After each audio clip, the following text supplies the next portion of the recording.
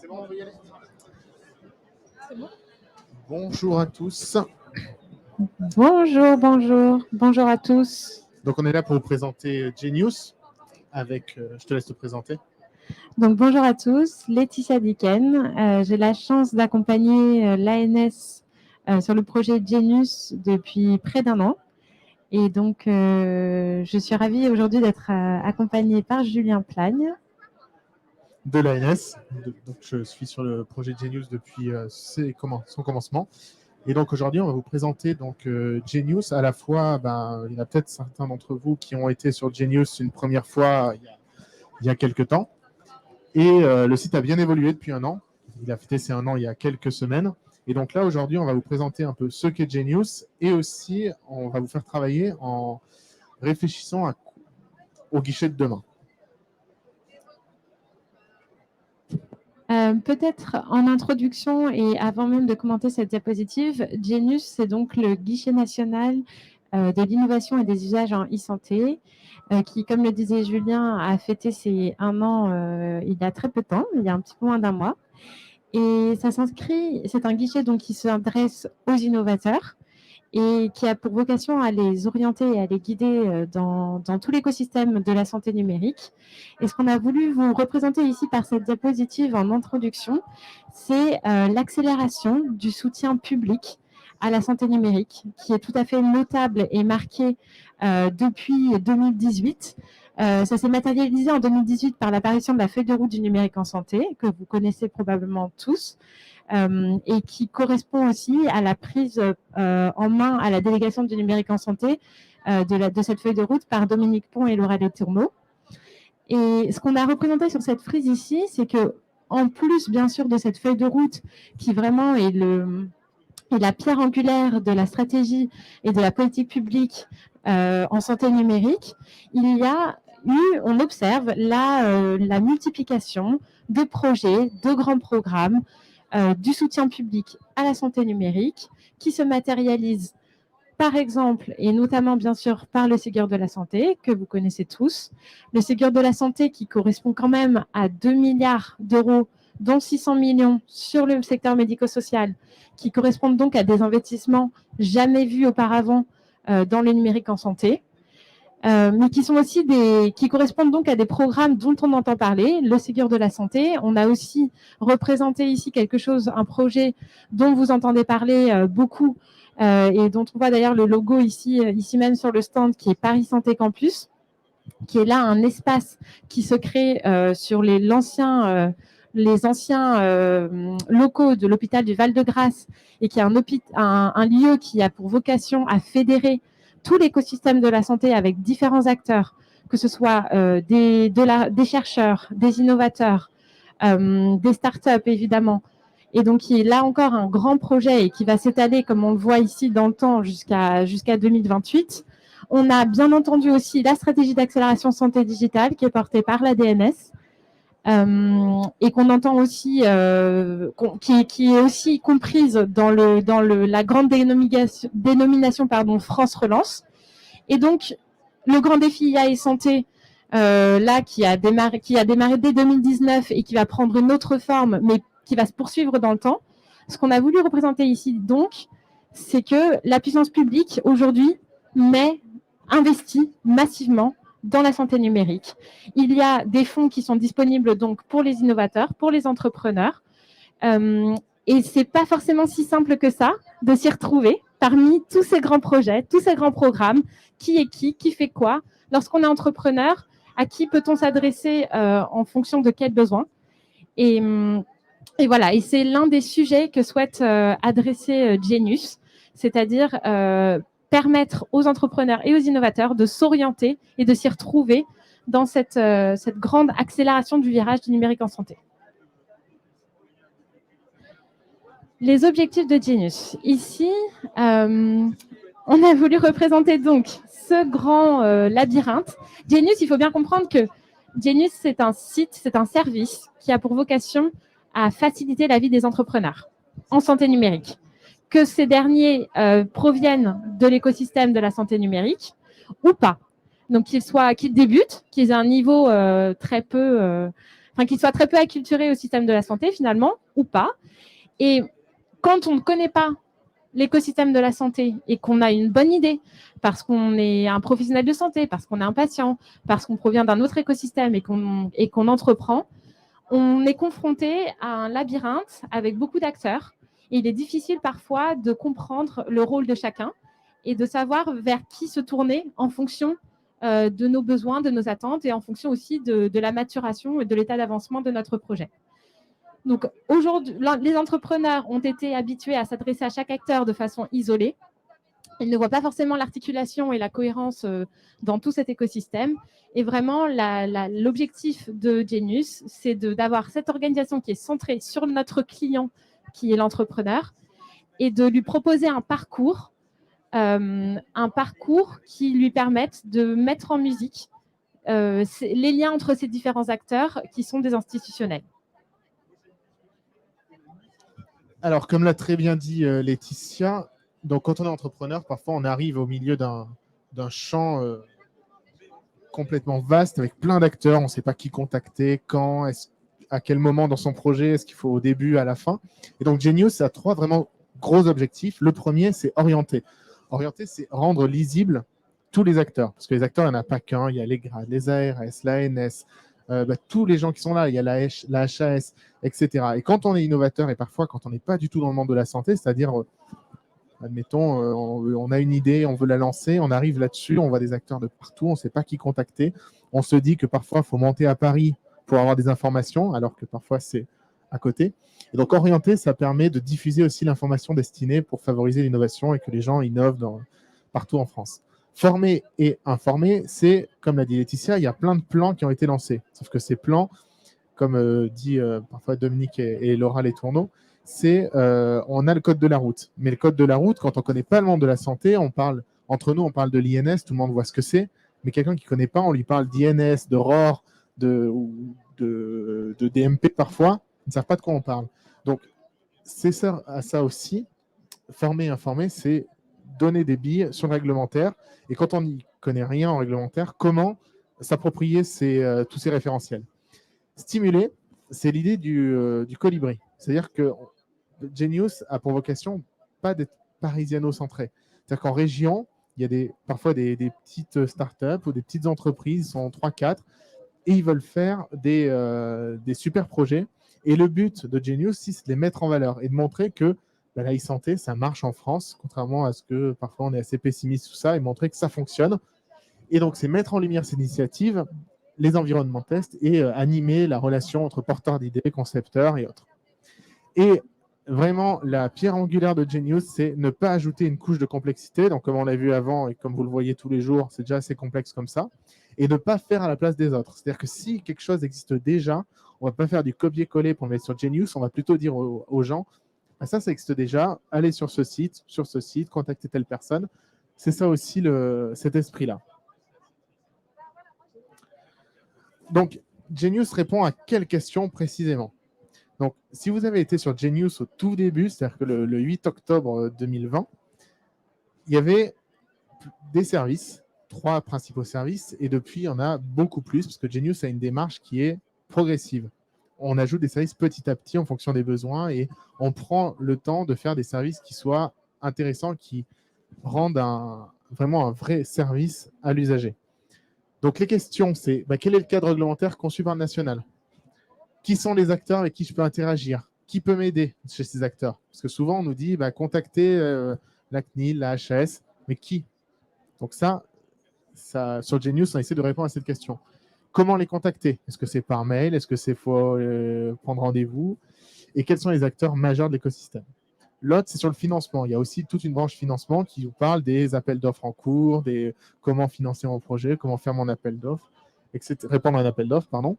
Et comment être tenu au courant des dernières actualités. Ça, c'est un nouveau service qui a été lancé il y a quelques mois, 4 ou 5 mois, qui est les actualités et les événements de la e-santé.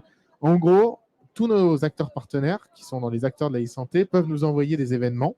Et ces événements, on les ajoute sur une carte de France. Et ce qui est vraiment pratique, c'est que quelqu'un qui habite en Bretagne, par exemple, il pourra regarder tous les événements qui sont à côté de chez lui et sur quel sujet ils sont. Donc ça apporte vraiment une plus-value qui est vraiment très intéressante, y compris pour les actus.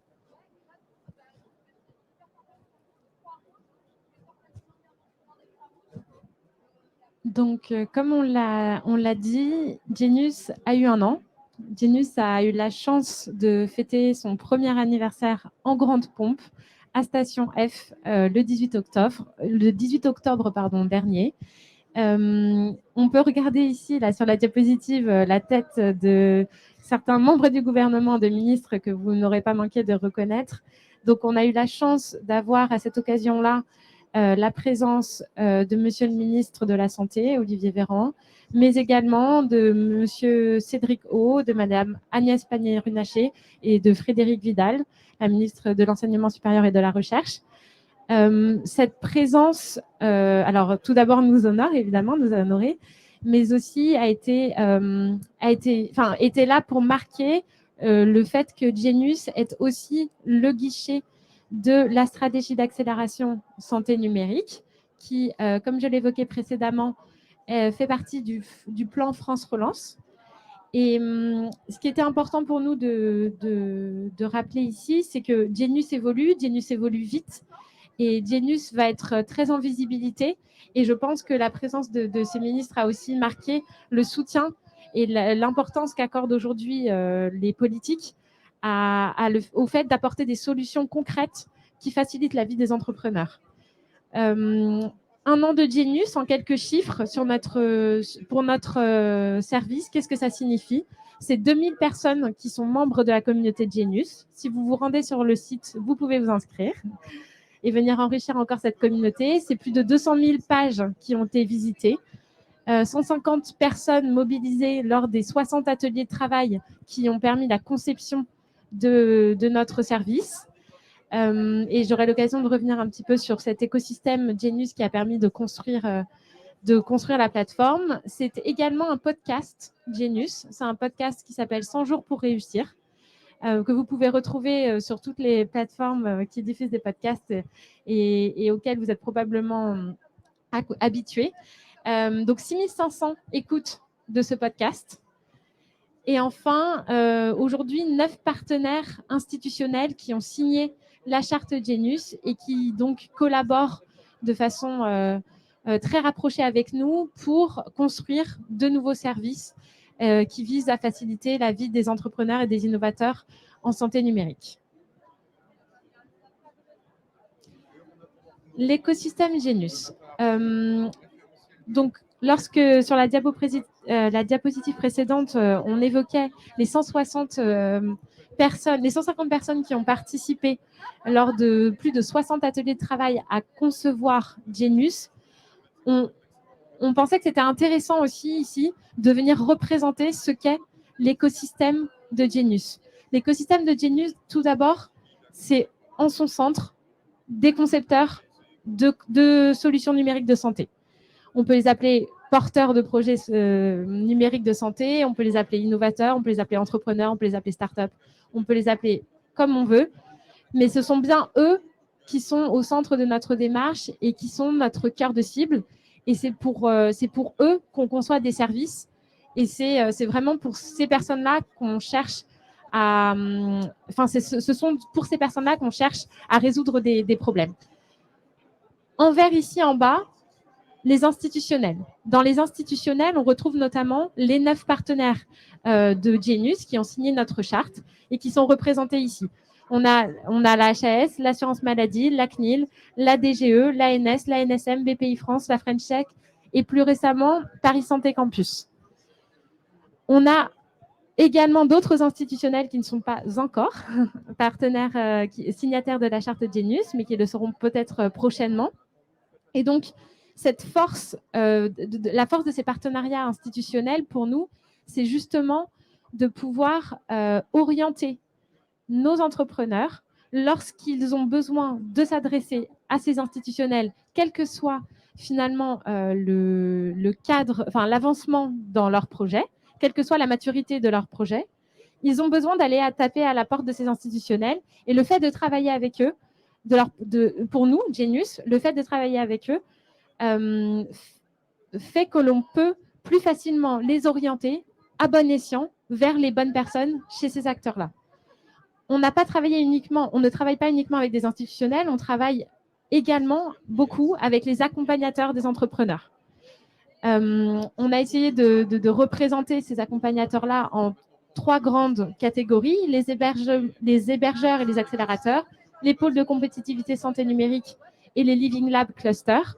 Je ne pourrais pas tous les citer, mais un certain nombre d'entre eux sont là encore des partenaires assez proches de Genius avec lesquels on a travaillé au début, au lancement du projet.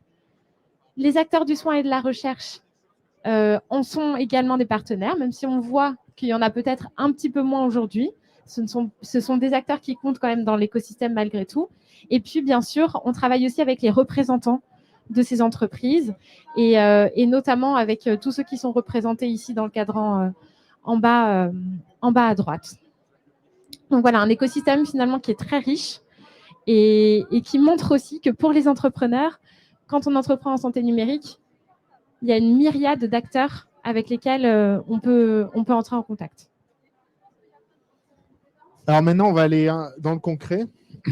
On parle des services de Genius, mais c'est quoi concrètement ces services? Donc, il y a un de ces services qui s'appelle la boussole de la doctrine. Donc, vous reconnaissez cette maison, qui est assez connue maintenant.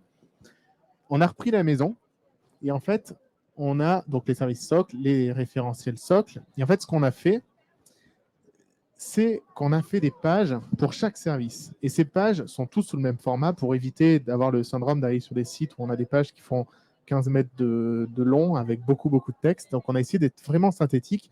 Et en fait, pour chaque service, que ce soit les nuages, la maison ou les sous-services, on a une page avec, pour bien commencer, c'est-à-dire que c'est quelqu'un qui ne connaît pas le projet, même parfois pas la santé, peut comprendre quel est le principe de, par exemple, de l'application carte vitale, l'INS ou le DMP. Ensuite, on fait comme un entonnoir. C'est-à-dire qu'au début, c'est vraiment très large et plus on avance, plus c'est spécifique. On a des onglets qui permettent de dire en pratique, quand est-ce que ça va être mis en place, est-ce que c'est mis en place, comment le mettre en pratique. Et si je le mets en pratique, c'est quoi les textes de loi en rapport? Conformité. C'est quoi les chiffres clés? Combien il y a de millions de DMP d'ouverts? Les questions fréquentes, est-ce qu'il y a des FAQ? Est-ce qu'il y a des bacs à sable pour m'entraîner sur ce sujet-là? Est-ce qu'il y a de la documentation qui peut être technique ou à la fois vulgarisée? La roadmap, donc ce projet, comment ça se passe? Il en est où? Et des experts en bas. Savoir qui est référent sur ces projets et comment les contacter, avec un petit bouton où on a un formulaire qui envoie directement le mail aux experts.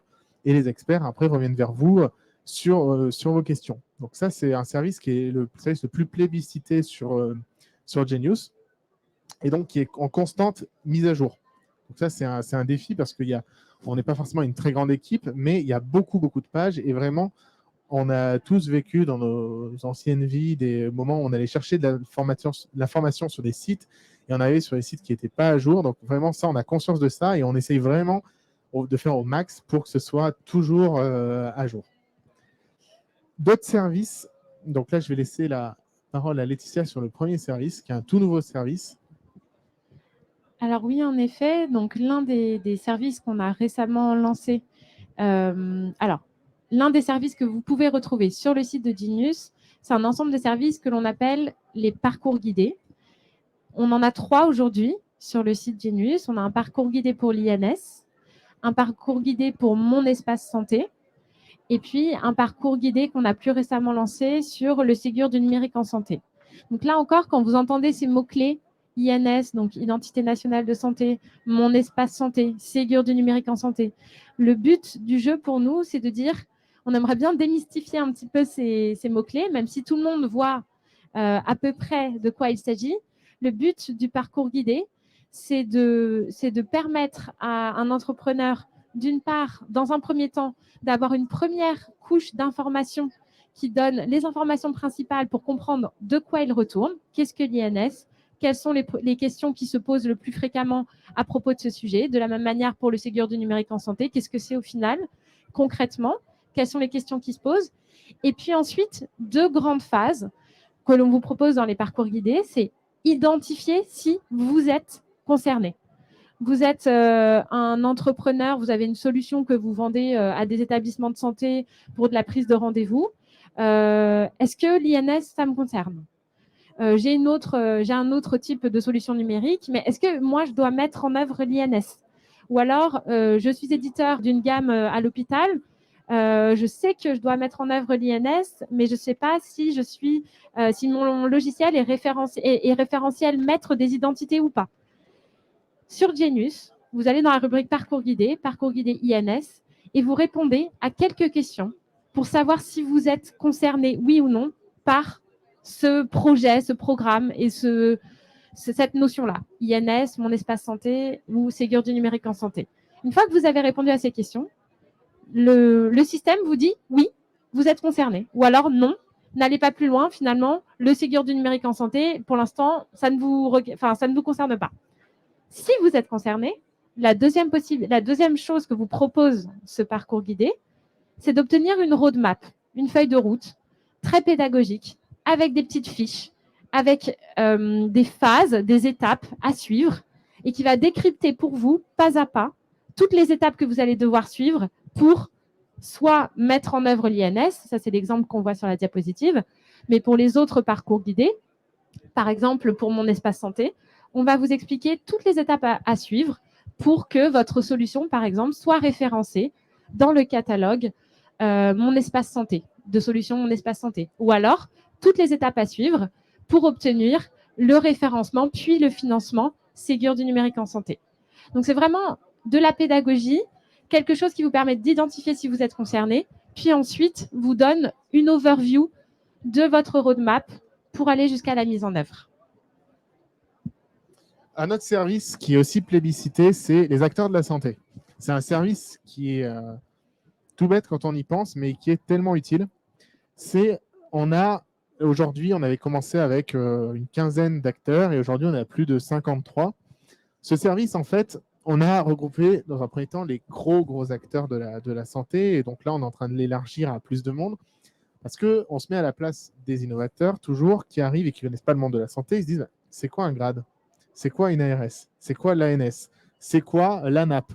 Et en fait, on a regroupé tous ces acteurs et un peu sous le même principe que la boussole de la doctrine, on a contacté ces acteurs, on s'est dit, essayez de faire l'effort de vous mettre à la place de quelqu'un qui ne connaîtrait pas du tout votre structure, en lui expliquant, vous faites quoi ? Est-ce que l'innovateur a un intérêt à vous contacter ? Si oui, à quel moment de son projet ? Et alors, qui contacter ? Donc ça, c'est les acteurs de la santé. Chose intéressante aussi, c'est que tout à l'heure, je vous ai parlé des actualités, des événements. Donc, par exemple, si l'ANAP ou BPI France a des actualités ou des événements qui sont en lien avec l'e-santé et qui peuvent intéresser les innovateurs, ils nous les envoient, on les rentre. Et vous pouvez tous les retrouver dans la partie événements et actualités qu'on verra tout à l'heure, je pense. Et si vous cliquez par exemple sur l'ANS, et bien sur la page tout en bas, vous verrez toutes les actus et tous les événements liés uniquement à l'ANS. Donc ça, c'est un service qui est assez intéressant. Et l'autre chose, c'est que vous pouvez les voir sur la carte de France. Par exemple, vous ouvrez la carte de France et vous voyez quels sont les acteurs qui sont proches de chez vous, s'il y en a. Et enfin, un autre service, c'est le podcast qui s'appelle 100 jours pour réussir. Donc, c'est un podcast qu'on a lancé en octobre de l'année dernière. Et en fait, c'est un mercredi sur 2. La saison 1 est terminée. Donc, il y a déjà 19 épisodes qui sont sortis. Parmi ces épisodes, il y a par exemple comment recruter une équipe experte en e-santé. Ça peut être en conformité avec la CNIL, travailler avec les écosystèmes locaux, comment rendre sa solution accessible pour les personnes en situation de handicap, où on a à chaque fois des experts qui sont des innovateurs, qui racontent comment ils sont appropriés le sujet. Et après, dans la deuxième partie, on a un institutionnel qui va dire oui, c'est vraiment important de faire comme ça. Si vous êtes dans cette situation-là, contactez-nous. Donc ça, c'est un podcast qui marche assez bien, qui sont sur Spotify, Deezer, etc., Apple Podcast. Et je vous invite à vous abonner au podcast. On verra tout à l'heure un lien pour vous abonner au podcast. Et la saison 2 arrive, vers la fin de l'année, elle arrivera, où ça sera toujours pareil, un épisode, un mercredi sur 2. Et là, maintenant, ça va être un peu à vous de travailler. On va avoir besoin de vous, parce que ce qu'on n'a pas dit au départ, c'est que quand on a commencé avec Genius, plutôt que d'imaginer les besoins des gens, on a fait un grand sondage qui était ouvert. On a eu, je crois, plus de 500 réponses. En fait, on a demandé aux gens s'il y avait, bon, ça ne s'appelle pas Genius à l'époque, mais qu'est-ce que vous attendriez d'un service comme Genius ? Et donc, les gens nous ont répondu, nous, on aimerait que ce soit moins un labyrinthe, savoir qui sont les acteurs. Il y a eu mettre en valeur les innovations qu'il y a partout en France. Il y avait eu connaître les actualités. Et en fait, tous les services qu'on a mis dans Genius, c'est des services dont les gens avaient besoin, qu'on a vu sur le sondage, qu'on a remonté et du coup qu'on a créé. Et là, aujourd'hui, on est en train de réfléchir à un guichet physique, à plusieurs choses, et notamment un guichet physique dans Paris Santé Campus qui va être lancé. Donc, si Genius avait un guichet physique à Paris Santé Campus, qu'est-ce que vous aimeriez y trouver? Est-ce que c'est nous trouver des membres de Genius qui prennent votre problème et trouvent des interlocuteurs? Est-ce que vous voulez prendre rendez-vous et voir directement des interlocuteurs? Quel service vous aimeriez y trouver? Est-ce que ce serait plutôt un lieu de rencontre? Est-ce que c'est des conférences en one-to-one ou quelqu'un qui viendrait présenter un sujet avec plein de gens qui pourraient s'inscrire? Donc ça, c'est une question qu'on vous pose. Donc, si vous avez des idées, des remarques, on est preneur de tout. Donc, la parole est à vous, c'est à vous de travailler maintenant. Peut-être pour compléter aussi, dans les personnes qui sont présentes ici parmi vous, est-ce qu'on est sur un public justement qui est notre cœur de cible, c'est-à-dire des personnes qui entreprennent dans le secteur de la santé numérique, ou est-ce qu'on a peut-être d'autres aussi types de publics aujourd'hui dans l'Assemblée? D'accord. Est-ce que vous voulez nous dire? Bonjour. En fait, nous, on a développé un jeu un peu de type Pokémon Go, si vous voulez, qu'on a déployé dans l'univers du tourisme, qui, comme chacun sait, est un univers un petit peu bloqué en ce moment. Et donc, on s'intéresse au domaine de la santé pour faire basculer ce jeu, en fait. Et donc là, on s'interroge en fait sur le type de besoin auquel ça pourrait correspondre. Par exemple, de la rééducation, de la formation. Voilà, donc on vient un peu à la découverte.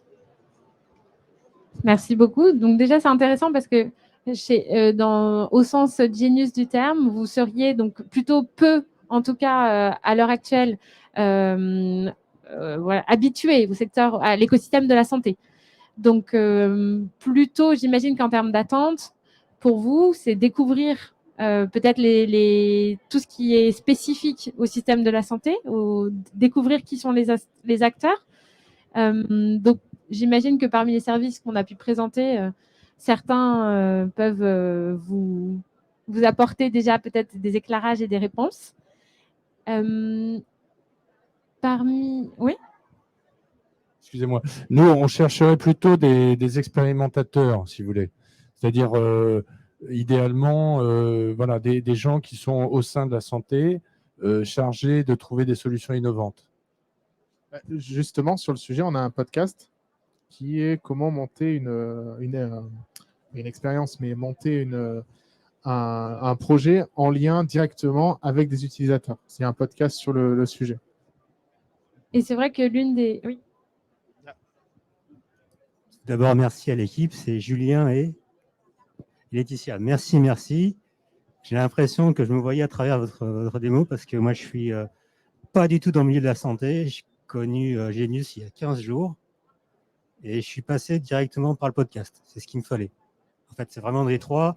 C'est celui qui m'est tombé naturellement dans la bouche, donc plutôt dans les oreilles. Et à partir de là, j'ai commencé un petit peu à tirer les fils, etc. J'ai pu venir ici, etc.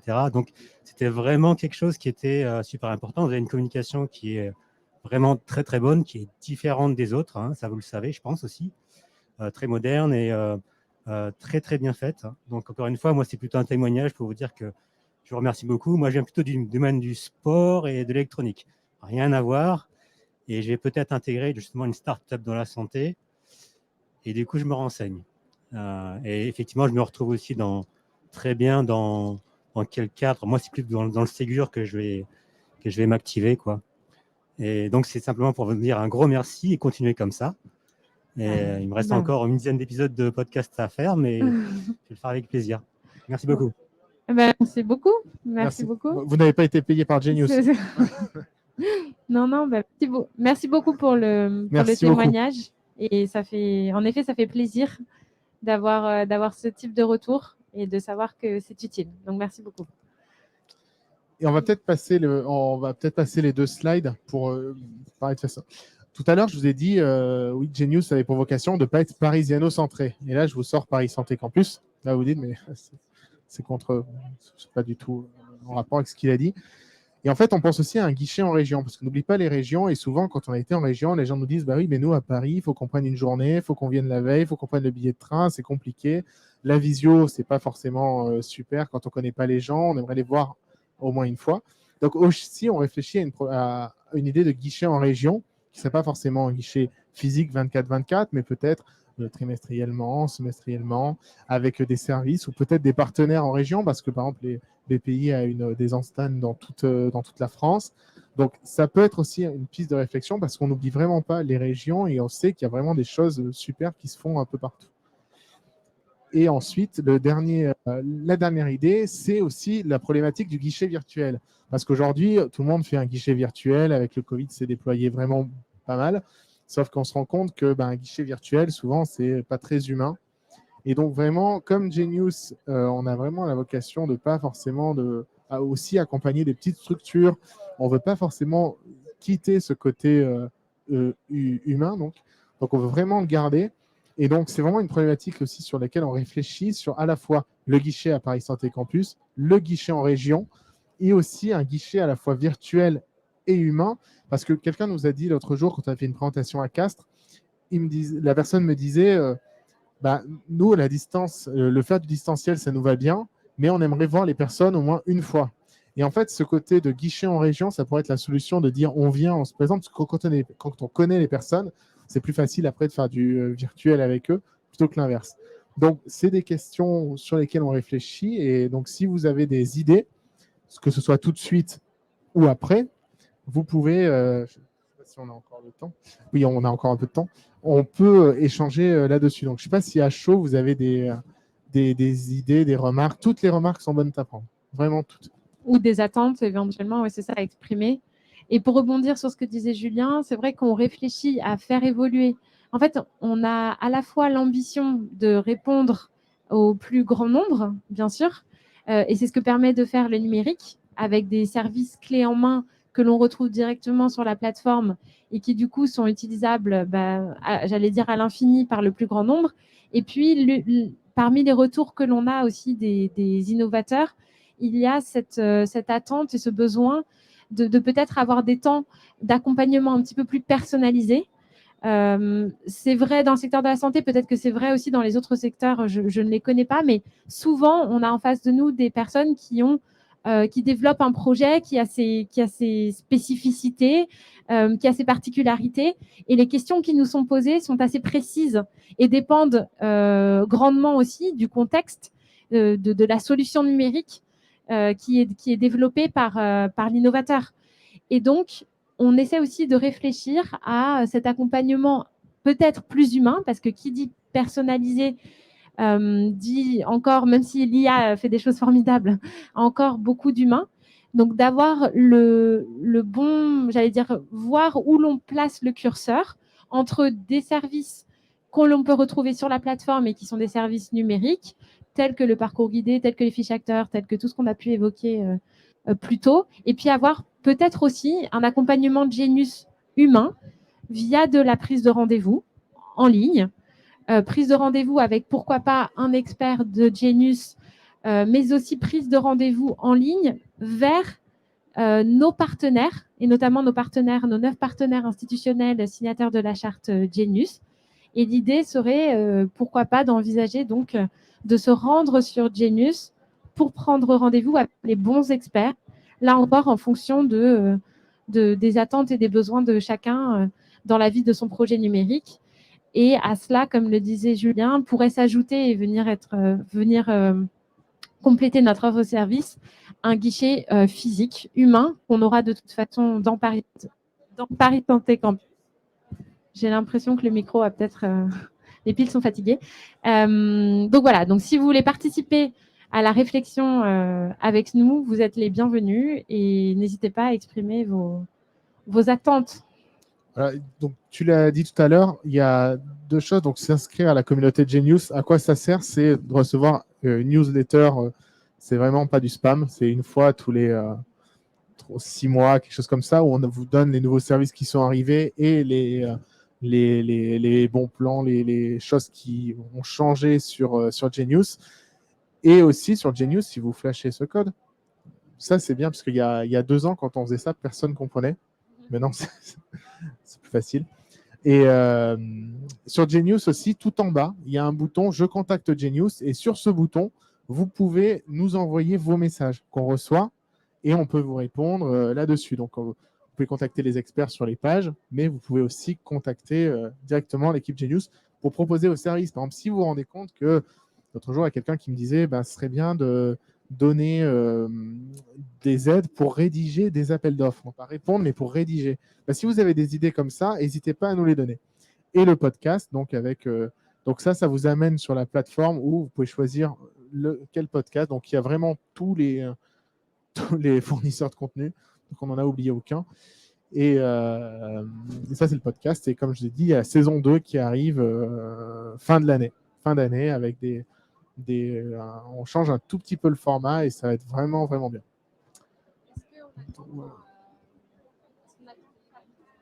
On a 10 minutes, 5 minutes. Je ne sais pas si vous avez des questions, peut-être, des remarques, des idées sur.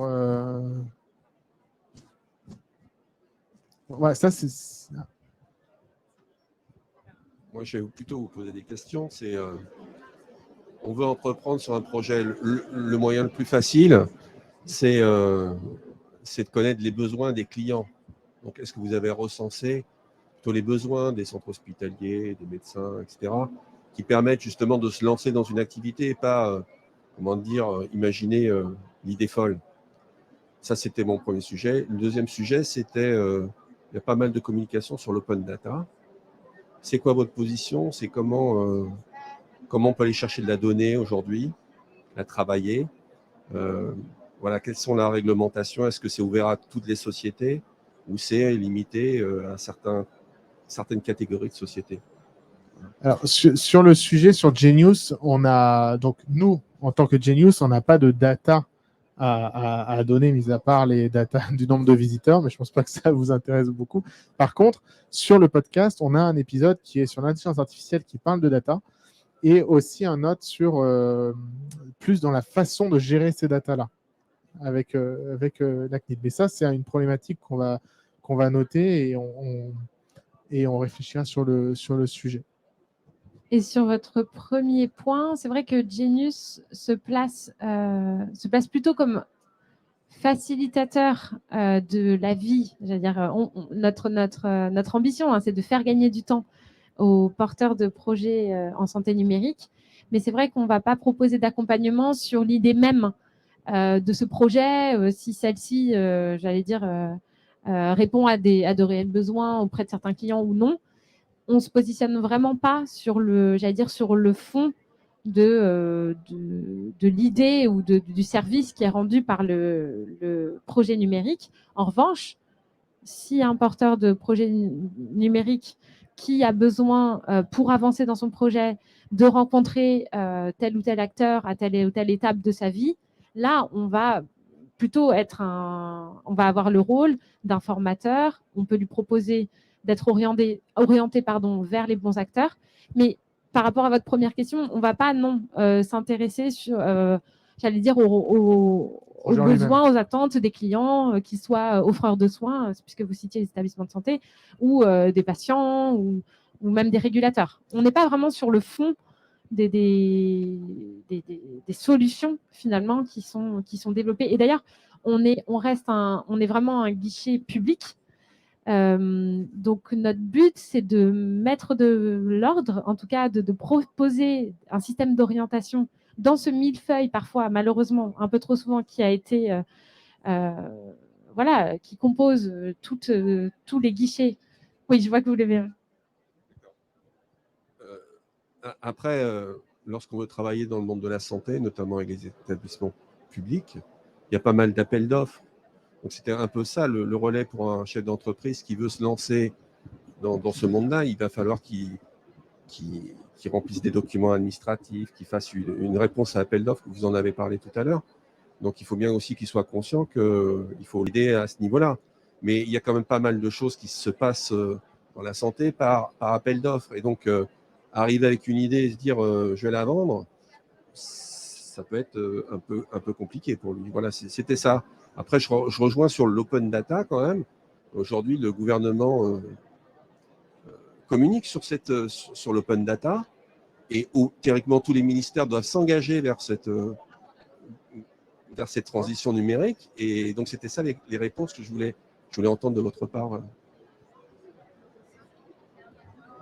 Alors, du coup, juste sur le premier point, ce que vous allez pouvoir retrouver sur Genius. Donc, Julien a évoqué les podcasts qui accompagnent les entrepreneurs et donc notamment sur des sujets relatifs à l'open data. Comme le F-Data Hub qui avait fait c'était invité. Le F-Data Hub, ouais. Et après, ce que vous retrouverez aussi sur Genius, notamment dans le cadre de la stratégie d'accélération santé numérique, c'est une page avec tous les appels à projets qui vont s'ouvrir, dont certains sont déjà ouverts, avec le lancement de la stratégie d'accélération santé numérique. Et donc, vous pourrez très facilement, en un endroit sur Genius, voir la liste de tous ces appels à projets en cours. Et donc ça, je pense que ça peut peut-être apporter un élément de réponse à votre première remarque. Mais typiquement, si vous voyez un besoin, par exemple, sur le data, sur le côté data, si vraiment il y a un besoin et vous dites ce serait bien sur Genius qu'il y ait cette chose-là, c'est ce genre de choses où on est très preneur parce qu'on ne veut surtout pas essayer d'imaginer le besoin des gens pour au final ce ne soit pas utile. Donc, si vous avez le temps et l'envie, tu peux descendre tout en bas. C'est les actus, les événements, et tout en bas, il y a encore, là, voilà, il y a le bouton contactez-nous, où là, vous allez pouvoir nous contacter, dire, ça serait bien que sur Genius, par rapport à la data, moi, il me manque ça serait vraiment bien que sur Genius, il y ait un concentrateur ou des choses comme ça. Et en fait, avec ces informations, quand on a ces informations, on pourra imaginer des services plus tard. Pourquoi pas faire un parcours guidé ou des choses comme ça, où si on voit qu'il y a un besoin, soit on fera un podcast, soit on fera un parcours guidé, soit on fera un nouveau service. Et donc, c'est toutes ces choses-là qui vont nous aider à faire grossir la bête. Voilà, alors je vois qu'on a atteint le temps qui nous était accordé aujourd'hui. On vous invite à aller ou à retourner, évidemment, sur Genius. On l'a mis à l'écran. N'hésitez pas à vous balader dans les différentes entrées du menu, en haut à droite. On a les parcours guidés qu'on a évoqués, tous les services et les contenus qui sont liés à la réglementation en e-santé et notamment, dont fait partie notamment la boussole de la doctrine qu'a présenté Julien tout à l'heure. Donc, c'est vraiment quelque chose de très, très facile à utiliser, c'est cliquable et ça décrypte bien tous les projets de la feuille de route du numérique en santé avec la maison de Dominique Pont et de Laura Letourneau, tous les services relatifs à l'écosystème des acteurs en santé numérique et puis les services liés au financement. Et enfin, une page avec les actualités de la e-santé, les événements, les podcasts, le service la e-santé près de chez vous. N'hésitez pas à parcourir et à utiliser nos services et bien sûr à nous faire remonter vos retours. Merci à tous. Merci beaucoup.